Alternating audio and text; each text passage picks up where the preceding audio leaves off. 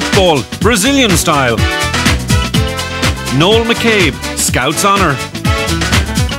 Liam O'Brien, happy to be home.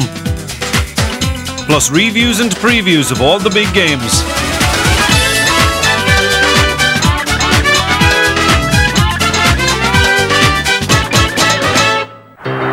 They need to take it in turns to give an exhibition. Juninho, number 7. Pele. Up comes Carlo Opeth on the right. And it's 4! We've always marvelled at Brazil's fantasy football, but haven't we always wished that those silky skills would be displayed by Irish players? Well, thanks to former Monaghan United player Derek O'Neill, Ireland's youngsters will soon be learning those same skills at his Brazilian soccer schools. I became interested in Futebol de Salao after reading it in 442 magazine prior to the World Cup last year. I read about this guy in England, Simon Clifford, who was pioneering this Brazilian coaching technique using this small size 2 heavy ball. Okay, in my left hand I have a normal conventional size 5 football, and in my right hand I have Futebol de Salao. The main difference between the both balls is that the Futebol de Salao is a size 2 and is filled with heavy foam rubber. And the consequence of this is that the ball doesn't bounce. Because it doesn't bounce, it tends to stay in the deck an awful lot more.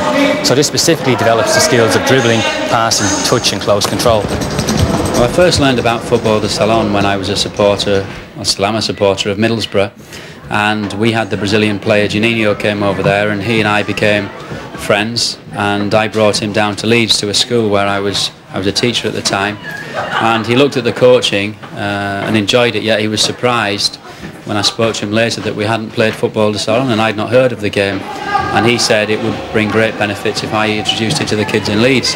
So initially through balls that he sent over we used the game in Leeds, and then I went out to Brazil and met Pele, Zico, Rivelino, and came back and took it to the whole of the UK, and now I'm trying to bring the game to other parts of Europe, and maybe all of us can catch up a little bit on the Brazilians. And that is Brazil's 100th goal in the World Cup.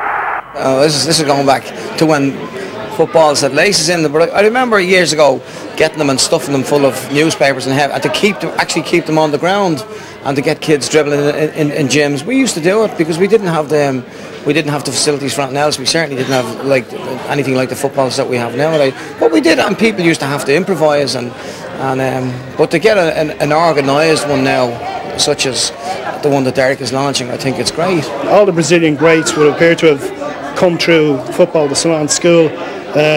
Some of them never played 11-a-side football up until the time they were 14 years of age. And like the Brazilian record stands up against anybody in world football.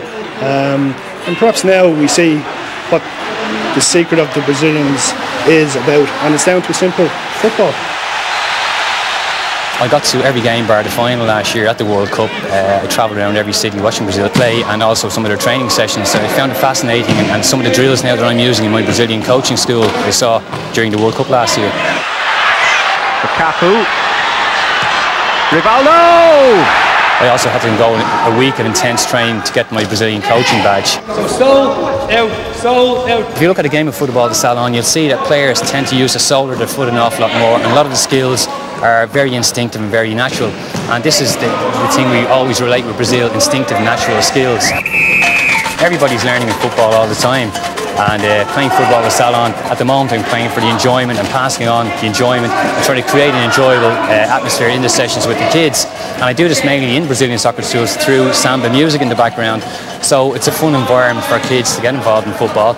And the more relaxed they are, the more they can concentrate on technique, because it's all about being relaxed and, you know, leaving your body nice and loose.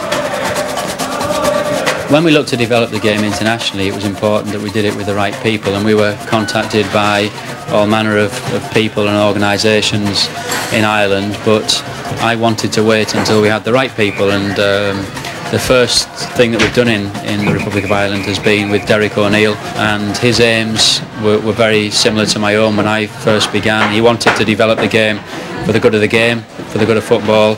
What I would love to see is every schoolboy in the country having access to Futebol de Salao, because I think it would be a great influence on their technical development. Well, I've talked to some of the clubs who have become involved, and already, you know, the likes of Swords Rovers, who have pitched at their 9s, 10s and 11s are now looking at going to their younger age group because of the success which they've noticed in a very short period of time. And anything has to be good that's going to improve the touch of young kids, and it's, you know, this is the age of the 6, 7, 8, 9-year-old kid playing every week right through the year, and anything that will promote that, I think, has to be looked at. My main dream for Futebol de Salao is to get a couple of representative teams from Ireland to travel to play against the Brazilian academies of Zico and Rivelino, and against such clubs as Sao Paulo and Flamengo, their young players, just to see how Irish players will progress over the next couple of years using Futebol de Salao.